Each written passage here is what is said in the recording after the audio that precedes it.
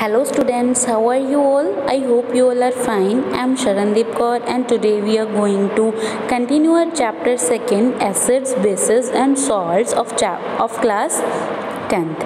तो बेटा हम कंटिन्यू करते हैं इस चैप्टर को। लास्ट लेक्चर में बेटा हमने एक्टिविटी 2.6 तक कर लिया था। आज हम एक्टिविटी 2.7 करेंगे, जिसमें हमने बेटा क्या देखना है कि जो मेटेलिक ऑक्साइड्स होते हैं, है ना, reaction of metallic oxides with acids, acids के साथ मेटेलिक ऑक्साइड्स की हमने रिएक्शन देखनी है किस तरह से होती है।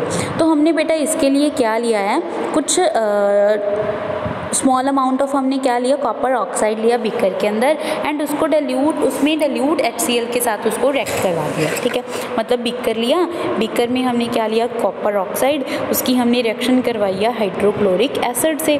ठीक है, जब हम हाइड्रोक्लोरिक एसिड से रिएक्शन करवाएंगे, उसको स्टिर करेंगे, है ना, तब हमें मिलेगा क्या बेटा, जो कॉपर ऑक्साइड का कलर होता है ना बेटा, वो चेंज हो जाता है। That is changes into blue और ग्रीन। वाइट कलर का होता है कॉपर ऑक्साइड, किस में चेंज हो जाता है, ब्लू ग्रीन में चेंज हो जाता है। क्यों चेंज हो जाता है, बिकॉज बनेगा क्या इससे, CuCl2 प्लस वाटर। इसको हमें बैलेंस करना पड़ेगा, यहाँ पे हमें 2 लगाना पड़ेगा, 2HCl। ठीक है, थोड़ा सा देख लेते हैं, +2।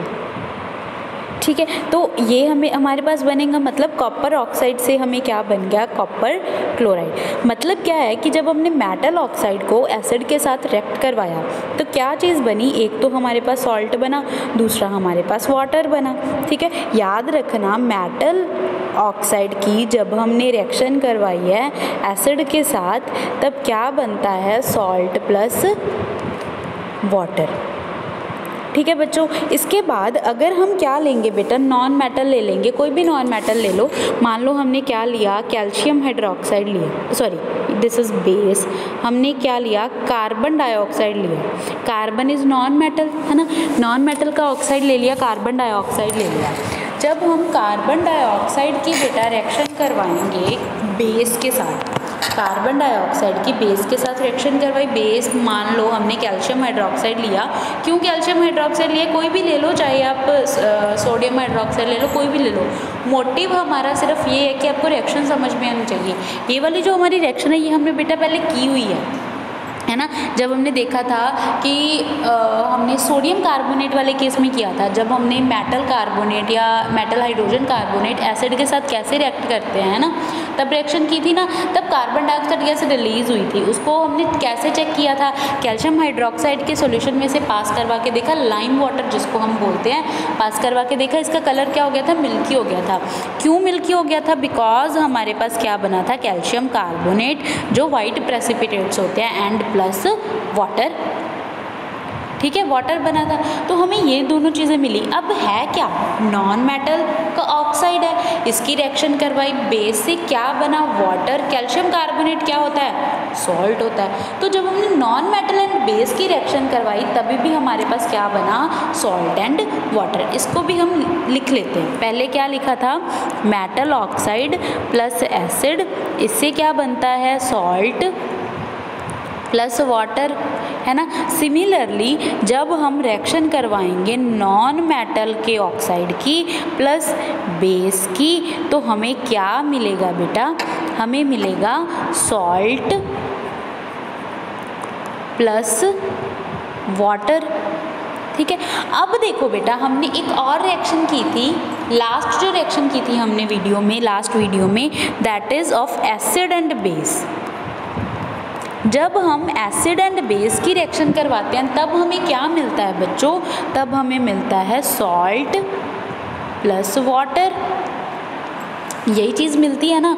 तो इसका क्या मतलब हुआ कि जब भी हम एसिड की बेस के साथ रिएक्शन करवाते हैं, सॉल्ट प्लस वाटर बनता है। अब भी सॉल्ट प्लस वाटर बन रहा है, लेकिन इस रिएक्शन में ओनली एसिड है, बेस नहीं है। तो इसका क्या मतलब है कि जो मेटल ऑक्साइड है ना, ये किस चीज़ की तरह रिएक्ट करेगा, ये रिएक्ट करेगा एज अ बेस। ठीक है, एंड सेकेंड रिएक्शन में बेस सॉल्ट प्लस वाटर बना रहा है, किसके साथ रिएक्ट करके, नॉन मेटल ऑक्साइड के साथ। इसका मतलब यहाँ पे किस चीज़ की कमी है, एसिड की। इसका क्या मतलब है कि जो नॉन मेटल का ऑक्साइड है वो किसकी तरह बिहेव करता है, एसिड की तरह बिहेव करता है। समझ में आया ना बेटा? तो हमें क्या कंक्लूजन मिला कि जो मेटल के ऑक्साइड होते हैं that are basic in nature, है ना, एंड जो नॉन मेटल के ऑक्साइड होते हैं that are acidic in nature. Clear है बच्चों? चलो नेक्स्ट देखते हैं। नेक्स्ट हमारे पास बेटा क्या है, why do all acids and all basis have in common. What do मतलब जो एसिड्स एंड बेसिस होते हैं उनमें क्या चीज़ है जो कॉमन होती है, ठीक है, क्या ऐसी चीज़ है जो सारे एसिड्स में एंड सारे बेसिस में क्या है कॉमन होती है, वो चीज़ देखनी है। इसके लिए बेटा हम एक एक्टिविटी 2.3 जो हमने पहले की थी वो देखते हैं। क्या थी बेटा 2.3 एक्टिविटी? वी विल सी, ये हमारी बेटा 2.3 एक्टिविटी, ठीक है। इसमें हमने क्या किया था, हमने एसिड के साथ किसकी रिएक्शन करवाई थी बच्चों? एसिड के साथ हमने रिएक्शन की थी मेटल की, है ना। तब क्या हुआ था, हाइड्रोजन गैस रिलीज़ हुई थी। कैसे पता चला था हाइड्रोजन गैस रिलीज़ हुई है? बर्निंग कैंडल को लेके गए, है ना, पॉपअप साउंड मिला तो हाइड्रोजन गैस रिलीज़ हुई। क्लियर है? हाइड्रोजन गैस रिलीज़ हो रही है, ये चीज़ सभी एसिड्स के साथ होगी, किसी भी एसिड के साथ हम ले लें, मतलब H2 गैस रिलीज़ हो रही है, ये चीज़ क्या है, कॉमन है सारे सभी एसिड्स के साथ, ठीक है। तो अब हमारे पास क्या है, हम एक और चीज़ देखते हैं जिससे हमें ये पता चलेगा कि क्या चीज़ कॉमन होती है। इसके लिए बेटा हमने एक एक्टिविटी की है। एक्टिविटी क्या की है, हमने एक बीकर लिया, ठीक है। बीकर में हमने एक कॉर्क रख दी जिसमें हमने दो क्या है नेल्स को फिट कर दिया, आयरन की दो नेल्स को फिट कर दिया, ठीक है। फिर हमने दोनों नेल्स को बैटरी के, एक नेल को एक बैटरी के टर्मिनल के साथ जोड़ा, दूसरी नेल को पहले स्विच के साथ जोड़ा, स्विच के दूसरे टर्मिनल को बल्ब के साथ जोड़ा, बल्ब के दूसरे टर्मिनल को बैटरी के दूसरे टर्मिनल के साथ जोड़ा, ठीक है। इस तरह से हमने एक सर्किट बना लिया। क्लियर है? जब हम क्या करेंगे बेटा, ये यहाँ पे हम एक बीकर में एक सोल्यूशन ऐड करेंगे, ठीक है। वो सोल्यूशन कौन सा लेना है, कोई भी ले लो, ग्लूकोज ले लो, अल्कोहल ले लो, हाइड्रोक्लोरिक एसिड ले लिया, सल्फ्यूरिक एसिड ले लिया, सोडियम हाइड्रोक्साइड ले लो, कैल्शियम हाइड्रोक्साइड ले लो, ठीक है। मतलब एक बेस ले लिया, एक एसिड ले लिया एंड एक और अदर कुछ भी लिया जो एसिड एंड बेस नहीं है, ठीक है। तो हमने क्या किया बेटा, जब पहले हमने HCl डाल के देखा, जब हमने HCl डाला, ठीक है, स्विच को क्या कर दिया, ऑन कर दिया, तो बल्ब क्या करने लग गया बेटा, ग्लो करने लग गया, ठीक है। सल्फ्यूरिक एसिड डाला, सेम प्रोसेस हुई। सोडियम हाइड्रोक्साइड डाला तब भी बल्ब ने ग्लो किया, कैल्शियम हाइड्रोक्साइड डाला तब भी बल्ब ने ग्लो किया। लेकिन जब हमने अल्कोहल एंड ग्लूकोज डाला ना, तब बल्ब ने ग्लो नहीं किया। बल्ब ने ग्लो क्यों नहीं किया बेटा, बिकॉज ये क्या होते हैं, नॉन कंडक्टर्स होते हैं इलेक्ट्रिसिटी के, इसीलिए नहीं कंडक्ट किया होगा, इसीलिए नहीं बल्ब ग्लो किया होगा, है ना, क्योंकि इलेक्ट्रिसिटी नहीं पास होके गई है इन दोनों सोल्यूशन में से। लेकिन बाकी hydrochloric acid, sulphuric acid, sodium hydroxide, calcium hydroxide, इन सभी के सोल्यूशन में से क्या है, इलेक्ट्रिसिटी पास करके गई, इसी वजह से बल्ब ग्लो कर गया। यही चीज़ हुई है ना बेटा हमारे साथ अब तक। अब देखो ऐसा हुआ क्यों, देखो जो आयन्स हमारे बने हैं, जो हमारी इलेक्ट्रिसिटी जनरेट हुई है या कंडक्ट हुई है, वो किस वजह से हुई है, आयन्स की वजह से। जैसे मान लो हमने HCl लिया, HCl के आयन्स बने हैं कौन से, H positive, Cl negative. Similarly जब हम सल्फ्यूरिक एसिड लेंगे H2SO4, ठीक है, इसमें भी आयन्स बनेंगे, H positive, SO4, 2 negative, 2 H positive बनेंगे क्योंकि 2 हाइड्रोजन है ना। और कोई एसिड ले लो, मान लो एसिटिक एसिड लिया हमने, एसिटिक एसिड के भी आयन्स बनते हैं CH3COO negative and H positive, ठीक है। इसका मतलब हमारे पास H पॉजिटिव आयन्स तो बन ही रहे हैं, ठीक है। जो H पॉजिटिव आयन्स हैं वो तो हमारे पास बन ही रहे हैं ना। इसका क्या मतलब है कि सारे एसिड्स में क्या चीज़ कॉमन होती है कि सारे एसिड्स में से H पॉजिटिव आयन्स रिलीज़ होते हैं, ठीक है। सारे एसिड्स इलेक्ट्रिसिटी जनरेट करते हैं, सारे एसिड्स जब मेटल के साथ रिएक्ट करते हैं हाइड्रोजन गैस रिलीज़ होती है। सारे एसिड्स क्या है, सारे एसिड्स में H पॉजिटिव आयन्स प्रेजेंट होते हैं, ठीक है बेटा। क्लियर हुआ ना, सभी एसिड्स में H पॉजिटिव आयन से प्रेजेंट होते हैं, इसका मतलब ये चीज़ इनमें क्या है, कॉमन है। सिमिलरली अगर हम बेस की बात करेंगे तो बेस में भी आयन्स बनेंगे। कौन कौन से आयन्स बने, जैसे यहाँ पे क्या बना, Na पॉजिटिव एंड यहाँ पे क्या बना, OH नेगेटिव, ठीक है। कैल्शियम हाइड्रोक्साइड लिया, अब calcium hydroxide and sodium hydroxide में क्या चीज़ कॉमन है, OH, है ना। तो ये जो बेटा बेसिस होते हैं इनमें क्या है, OH नेगेटिव आयंस कॉमन होते हैं।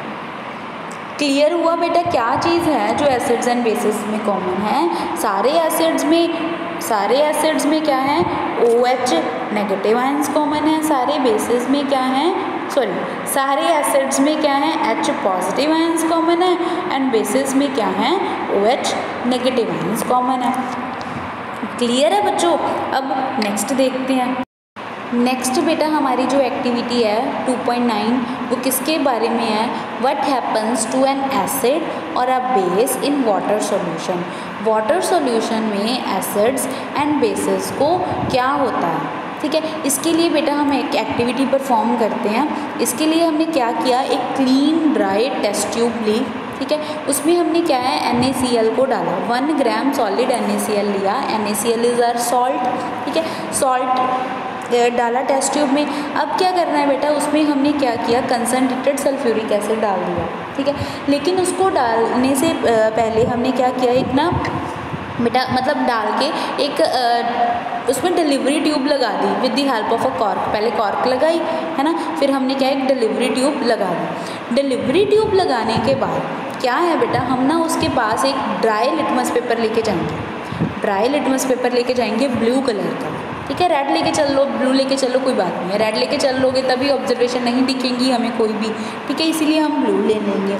ब्लू लिटमस पेपर लेके चले, ठीक है। तब क्या है बेटा, ब्लू लिटमस, कोई फ़र्क नहीं पड़ा ब्लू लिटमस पेपर को। रेड लिटमस पेपर लेके चले, कोई फ़र्क नहीं पड़ा रेड लिटमस पेपर को, ठीक है।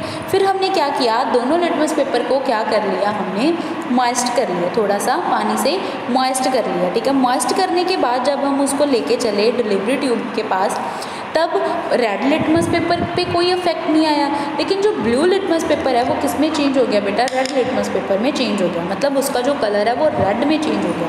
रेड में कब चेंज होता है ब्लू लिटमस पेपर, जब एसिड का अटैक हो। इसका क्या मतलब कि डिलीवरी ट्यूब में से जो गैस रिलीज़ हो रही है वो क्या है, एसिडिक गैस है, ठीक है। लेकिन एसिड ने कब अपना इफेक्ट दिखाना शुरू किया, जब हम मॉइस्ट लिटमस पेपर लेके चले। मतलब जब वाटर था तभी एसिड ने अपना काम करना शुरू किया। एसिड के बिना क्या है, वाटर के बिना एसिड ने अपना काम ही नहीं किया। जब हम ड्राई लेके चले थे लिटमस पेपर, तब तो कोई हमारे पास नहीं आया था ना, कुछ भी हमें दिखाई नहीं दिया था, ठीक है ना बच्चों। तब तो हमें कुछ शो नहीं हुआ था। लेकिन जब हम लेके चले, कौन सा, मॉइस्ट लेके चले, तब ऑब्जर्वेशन शो हुई। इसका मतलब जब भी एसिड वाटर के साथ रिएक्ट करता है ना, या वाटर के कांटेक्ट में आता है, तभी वो अपना इफेक्ट दिखाना शुरू करता है, ठीक है।